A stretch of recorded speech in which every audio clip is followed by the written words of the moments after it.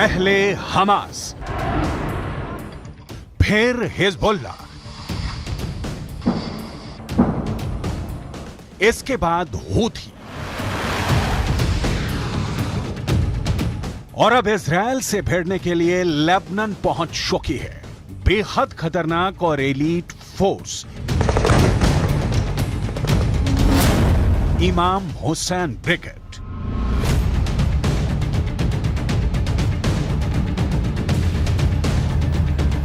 Israel के सैनिक 24 घंटे हर सेकंड आंखों में तेल डालकर इजराइल और लेबनान की बॉर्डर की सुरक्षा कर रहे हैं। और ऐसे वक्त में इजराइल को एक बड़ी खबर मिली है। यह खबर नेतन्याहू के लिए मुसीबत पैदा करने वाली है। इमाम हुसैन ब्रिगेड को सीरिया से लेबनान में शिफ्ट किया जा चुका है और लेबनान के अंदर इस वक्त इमाम हुसैन ब्रिगेड को मौजूद बताया जा रहा है।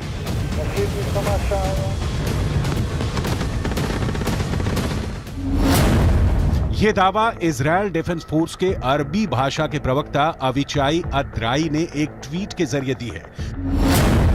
ट्वीट में लिखा गया है कि हाल के हफ्तों में इजराइल के खिलाफ हिजबुल्लाह के बुरी तरह से फेल होने के बाद अब इमाम हुसैन ब्रिगेड सीरिया से लेबनान आ गई है और इसका लीडर जुल्फिकार है। इमाम हुसैन ब्रिगेड को भी ईरान फंड करता है और दावा यह किया जाता है कि यह इमाम हुसैन ब्रिगेड ईरान के सबसे ताकतवर सेना इस्लामिक रिवॉल्यूशनरी गार्ड को रिपोर्ट करती है।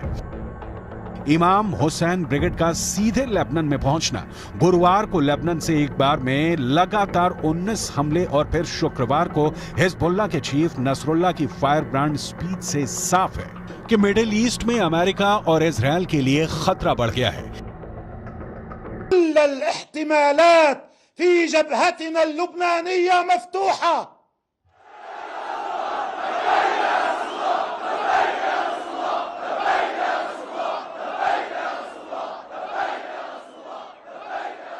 وأن كل الخيارات مطروحة ويمكن أن نذهب إليها في أي وقت من الأوقات. ईरान के राष्ट्रपति इब्राहिम रईसी पहले ही चेतावनी दे चुके हैं कि गाजा पट्टी को क्रॉस करके इजराइल ने रेड लाइन क्रॉस कर दी है। अगर गाजा पर ग्राउंड ऑपरेशन के दौरान हमास, फिलिस्तीन और हिजबुल्लाह ने एक साथ इजराइल पर हमला किया तो इनको रोकना इजराइल के लिए बहुत बड़ा चैलेंज बन जाएगा।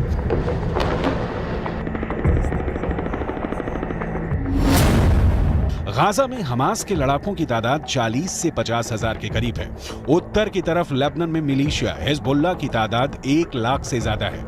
इनके सामने इजराइल में एक्टिव और रिजर्व फोर्स मिलाकर 6 लाख से ज्यादा सैनिक हैं। ये आंकड़े बताते हैं कि इजराइल के पास 4 गुना ताकत है।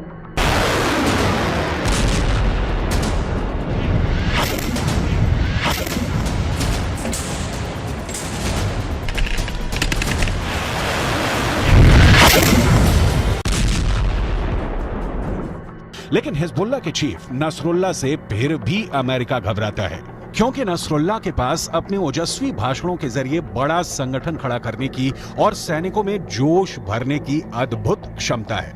عمليات المقاومة في الجنوب ودماء شهدائنا وشهدائكم في الجنوب تقول لهذا العدو الذي قد يفكر بالاعتداء على لبنان أو بقيامه بعملية استباقية باتجاه لبنان أنك سترتكب أكبر حماقة في تاريخك ووجودك. सबसे बड़ी बात यह है कि हिजबुल्लाह के पास एक ट्रेंड सेना है जिस पर विजय पाना हमास से भी ज़्यादा कठिन काम है। हिजबुल्लाह के पास हथियारों का विशाल भंडार है। हिजबुल्लाह के पास गाइडेड मिसाइलें भी हैं जो इजराइल के अंदर तक मार कर सकती हैं। हिजबुल्लाह के पास एंटी टैंक मिसाइलों का बहुत बड़ा जखीरा है, जिसकी वजह से इजराइल को नुकसान भी पहुंचा है। ये मिसाइल ईरान से सप्लाई की जाती रही है और ऐसी मिसाइलों का हिजबुल्लाह के पास बहुत बड़ा जखीरा है।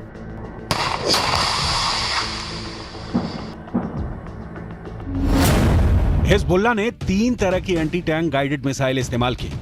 ये है कॉर्नेट, इसकी रेंज 5 किलोमीटर तक है। ये रूस की मिसाइल है। लेकिन अब ईरान इसका देसी वर्जन दहलाविया तैयार कर चुका है और ऐसी बहुत सी मिसाइल अब हिजबुल्लाह के पास हैं।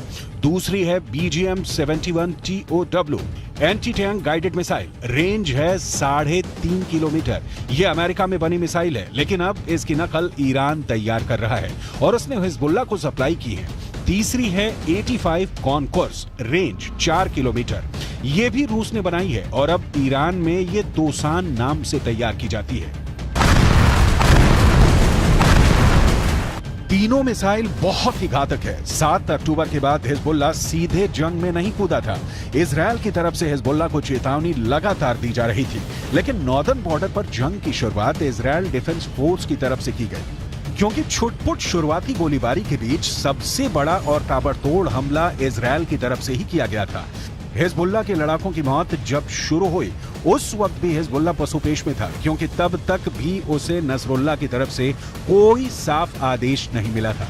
लेकिन जब गाजा के अंदर बैप्टिस्ट अस्पताल पर हमला हुआ और बड़ी संख्या में अस्पताल के अंदर लोगों की मौत हो गई, तब हिजबुल्लाह ने लड़ाई छेड़ दी। हालांकि ये फुल स्केल वॉर अभी भी नहीं है।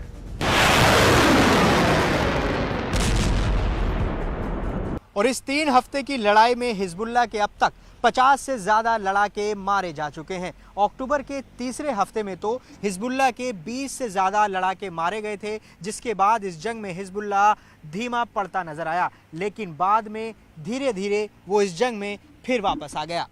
ईरान कभी अपनी जमीन पर युद्ध नहीं लड़ेगा, क्योंकि उसके रणनीतिकार बहुत होशियार हैं। ईरान की सरकार यमन, इराक और सीरिया को जमीन का इस्तेमाल करके अमेरिका और इजरायल के ठिकानों पर हमला कर रही है। इन देशों में अपनी जड़ें जमाने के लिए ईरान ने बरसों की मेहनत की है और अब वो उसका फायदा उठाना चाहते हैं। लेबनान एक ऐसा ही देश है जो जंग की चपेट में धीरे धीरे आता जा रहा है।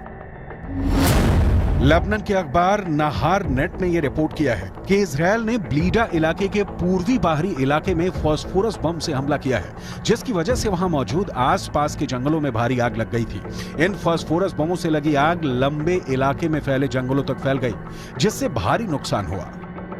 इजराइल की तरफ से लगातार ये कहा जा रहा है कि लेबनान हिजबुल्लाह के कंधों पर बंदूक रखकर जंग में कूदने का जोखिम ना उठाए, क्योंकि इस बार लेबनान बहुत बुरी तरह जंग की चपेट में आएगा और फिर ये कहकर पल्ला नहीं झाड़ सकता कि इस जंग में उसे हिजबुल्लाह ने घसीटा है। इजरायल के प्रधानमंत्री बेंजामिन नेतन्याहू पहले ही ये कह चुके हैं कि लेबनान को इस बार ऐसा जवाब दिया जाएगा कि वो दूसरी जंग लड़ने के काबिल ही नहीं बचेगा। שאתם עושים פה ומה ששמעתי עכשיו מהמפקדים שלכם זה דבר חשוב מאין כמוהו.